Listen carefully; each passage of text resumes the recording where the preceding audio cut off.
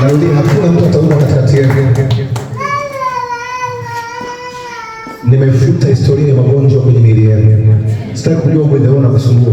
Wewe utamtafuta mchungaji wako, utamwambia mchungaji, ugonjwa wangu umeondoka na haupo kwako tena kuanzia leo. Nimefuta katika jina la Yesu. Amen. Naomba niombe na watu wengine, kuna kitu gani? Niombe na watu wasema mimi si tu ni mtupu, mimi ni mkiwa.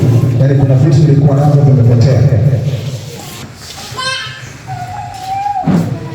Umekuwa mkiwa. Umekuwa mkiwa. Maisha yako yamekuwa ni makiwa.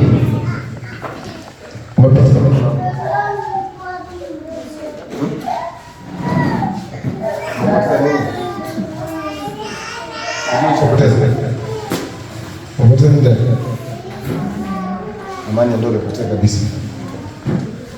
Ndio mkono kwa leo. Shika mkono kwa leo. Ninakurudishia amani yako kwenye ndoa.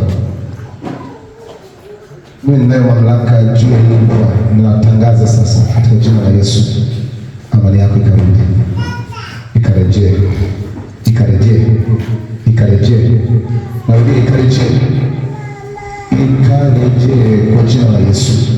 Nimetamka hivyo, nimetamka hivyo, nimetamka hivyo, nimetamka hivyo. Amani katika ndoa yako ikarejee mara 7 ya vile ilivyokuwa mwanzo, kwa ajili ya utukufu wa Mungu. Ninakushukuru Yesu kwa kuwa umefanya. Narudia, ninakushukuru Yesu kwa kuwa umefanya. Umefanya kama huyu, na jina lako litatukuzwa katika jina la Yesu. Amen.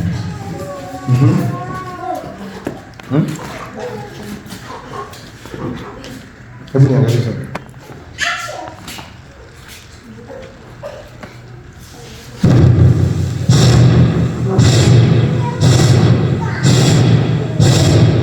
Kwa jina la Yesu, kila kilichopotea ndani yako kirudi sasa, kwa jina la Yesu, kwa jina la Yesu, kwa jina la Yesu, kwa jina la Yesu. Ninarudisha kibali ulichokipoteza. 1, 2, 3 kiwa kwako katika jina la Yesu wa Nazareti. Asante kwa sababu utaona mkono wa Mungu kuanzia sasa kwa ajili ya utukufu wa jina la Yesu. Amen.